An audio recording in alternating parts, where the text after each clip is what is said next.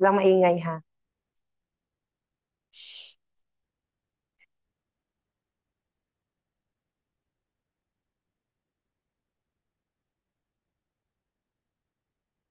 So,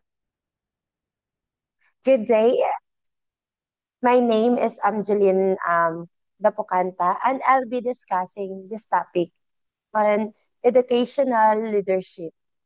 So, creating effective organizational design, and we'll look at how it applies both and to public and private organizations. So, every organization, whether government or private, needs a clear structure that defines how work is divided, who makes decision, and how goals are achieved. A well-designed organizations promote efficiency, accountability, and harmony in workplace. In this presentation, I will discuss what organizational um, design means in its importance, um, common types of structures, examples from both DepEd and in our institution, which is DWSSII, and the principles and steps that guide effective organizational design. So, what is what is organizational design? So, organizational design refers to the process of arranging rules, responsibilities, systems, and relationships within an organization to achieve its mission and vision effectively. So it's not just about having or an org chart org chart or organized chart. It's about how people work together and how communication flows across different levels. So, for example, in the public sector, such as Ed, design focuses on service delivery and compliance with government's policies, while in private sector, such as the WSSII, design aims at flexibility, innovation, and competitiveness. So the main goal of organizational design is to ensure that the structure matches the strategy. So that the way we organize people supports what the organization wants to achieve. So the importance of effective organizational design. So why is organizational design so important? So first, it promotes clarity. So everyone understand their role, their supervisor, and what's expected of them. This reduces confusion and internal conflict. And also, the second one is that it improves efficiency and collaboration. So departments and individuals coordinate better when responsibilities are clearly defined. And it's really true. So the third one, which is the strategic goals, helps achieve strategic goals. The structure must support the organization's long-term vision with whether that's delivering education, public education rather, in the case of the DepEd, or achieving institutional excellence in the case of Divine Word School of Semirara Island Incorporated, which is the private one. So, lastly, finally, it boosts employees' motivation and satisfaction when people know their purpose. So, and contribution, they feel valued and perform better. So it really um, important that we know how to engage um, with our subordinates or the our underlings rather. So without proper design, organization suffers from overlapping duties. So poor communications and slow decision making. So, what are the types of organizational structures? So, there is types of instructional um, structures, which is the functional, divisional, matrix, flat horizontal, and network. So, there are different structures organization use depending on their sizes, goals, and operations. So, in functional structures, employees are grouped based on the specialization. For example, in depth ed, there are divisions of curriculum for curriculum, finance, HR, and planning. This allows expertise to develop within each function. So, in divisional structure, the organization divided on products, service, or geographic areas. Large corporations like Unilever have division for different product lines, allowing them to focus then distinct uh, markets. So the metrics of structure so combines functional and project-based terms. Employees may have two supervisors, one of their departments and one for a project. So these structures encourage flexibility and cross-department collaboration. So the fourth one, which is flat or horizontal in structures, so reduces the layers of management to encourage faster decision making. This works best for small organizations or schools like DWSSIR, where communications is open and informal.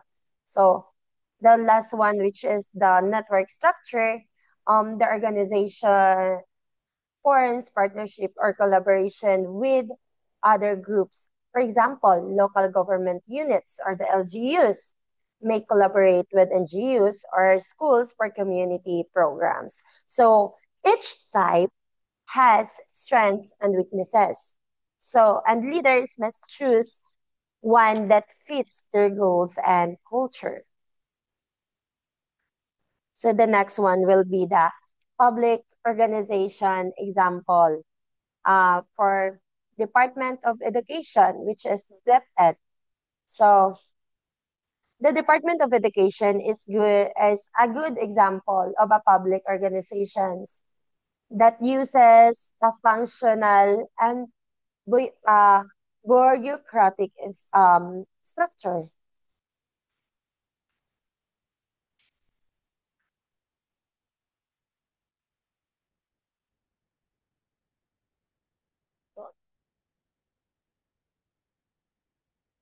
So in DepEd, we see a clear hierarchy.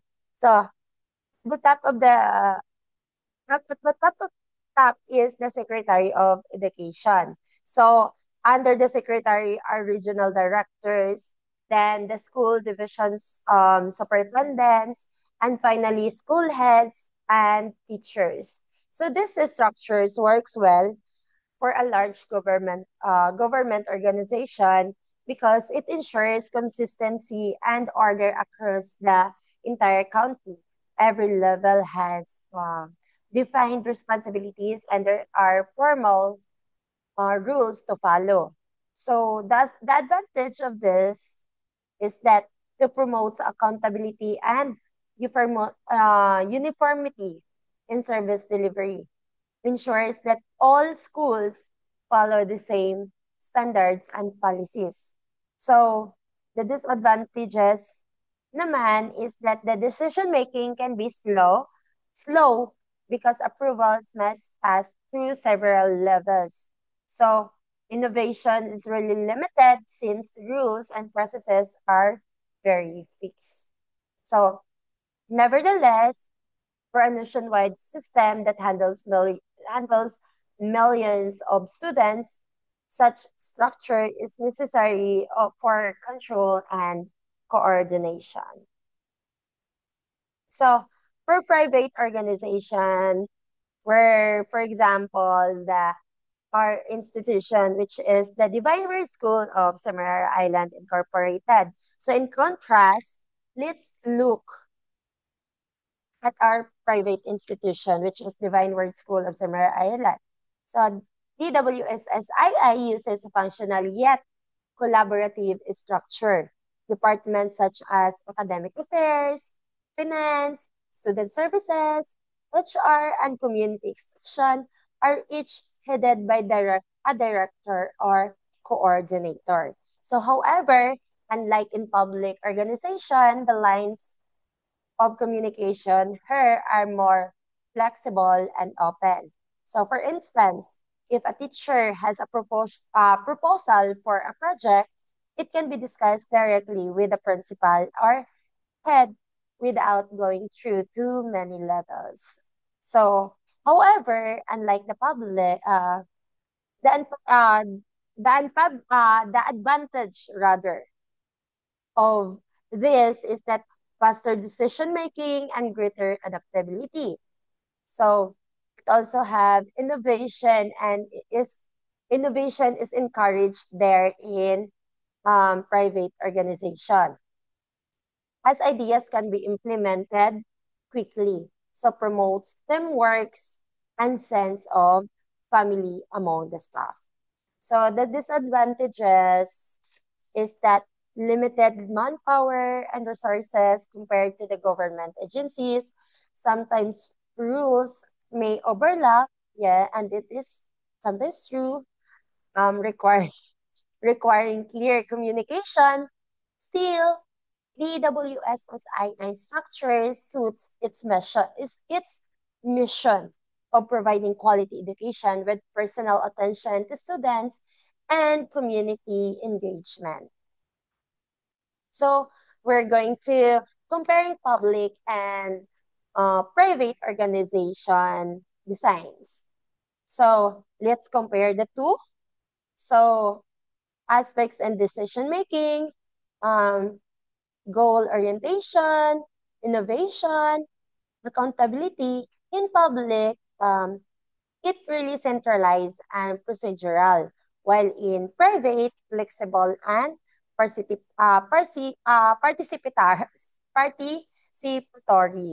So in goal orientation, service and in public, service and policy compliance, while in private, growth, innovation, and excellence is there.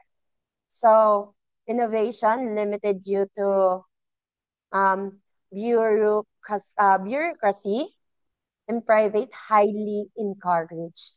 So innovation is highly encouraged in private and accountability in public, bureaucratic checks and audits, while in private, based on the performance and output. So explain this to um, explain this to public organization prioritize order, equity, and policy compliance, while private ones focuses on competitiveness, speed, and creativity. So both designs are effective for their specific purpose. The key is that structure must always support the organization's mission. So what is the principles of effective organizational design? So when designing an organization, leaders should follow several guiding principles. So first, which is alignment with strategy. So the structure must support what the organization is trying to achieve. For example, a school that wants to focus or research should have a dedicated research unit. So, and the simplicity, avoid unnecessary bureaucracy, too many layers, slow down communications. So, and flexibility, the structure should be adaptable to change, especially during the crisis or transitions. So, clarity of rules, employees must know their responsibilities and authorities to avoid confusion. So, and the last one, empowerment. So, allow employees to make decisions and contribute ideas. This builds ownership and motivations. So, steps in creating an effective organization design. So, to build an effective structure, organizations usually follow these steps. So, define mission. First, we should define the mission, vision, and goals. Know the purpose and directions of the organizations. The second one, analyze the current structure. So, identify what works well and what causes problems. So, the third one is the design a new structure. So, decide on reporting lines, authority, and department relationships. So the fourth one is communicate changes. Inform all employees clearly about the new setup and their new rules. So the last one, which is the fifth one, is that implementing and monitor. So observe how the structure functions in real situations and make improvements. So, for example, in Divine Word School of Samara Island Incorporated recently placed the Community Extension Office under Student Services. This simple design improved coordination and communication for outreach programs, showing how structure can directly enhance performance. So the last what the application in DWSSII. So in DWSSII, one of the successful application of organization design was integrating the Community Extension Office with the Office of Student Services. So before this office worked separately with which caused confusion in scheduling and program management. After the integration, the process become more efficient. So the staff collaborated more closely. Communication between faculty and students improved. Outreach program became more consistent with the school's mission of social responsibility. So this improves that a small organization adjustment can lead to better coordinations, motivations, and results when the design is properly planned. So leadership rules in organization. So leaders play a central role in creating and sustaining an effective organizational design. They are responsible for setting the vision and ensuring that every part of the organizations aligns with it. Leaders must also encourage collaboration among departments, ensuring policy systems and people all works together. So a good leader doesn't just design the structure once, they review and improve it. So continuously, so especially when new challenges arise, like changes in technology or educational trends, in both depth ed and private or in the WSSII, leadership determines whether the organizational will remain efficient, innovative, and mission driven. So what are the conclusion of this? So to conclude, effective organization design um, is the foundation of every successful institution. Defines how people work together, how resources are used, and how goals are met. Public organizations like DepEd focus on stability and service, while private organizations like DWSSII emphasizes flexibility and innovation. No matter the type, both require structures that promote clarity, accountability, and teamwork. As leaders, our challenge is to keep improving our organizational design so that it supports the institution's growth, mission, and people. And that's all. Thank you.